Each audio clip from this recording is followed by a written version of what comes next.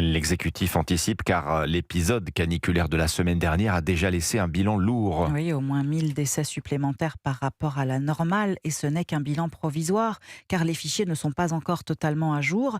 Il faut dire que cette surmortalité liée à la canicule entraîne des embouteillages dans les funérariums complètement saturés. Illustration à Saran dans le Loiret, reportage Wilfried de Villers. Depuis la fin de semaine dernière, ce funérarium est débordé par les appels et les rendez-vous de familles endeuillées. Les 3 bureaux de réception sont occupés avec des familles. C'est un peu comme ça depuis samedi après-midi. Rodolphe Lacombe, responsable régional des pompes funèbres Caton. Dans nos chambres funéraires, on a accueilli et on accueille encore malheureusement beaucoup de personnes décédées à leur domicile. On a atteint quasiment le maximum de nos possibilités. Le centre funéraire de Saran, une vingtaine de places, arrive à saturation.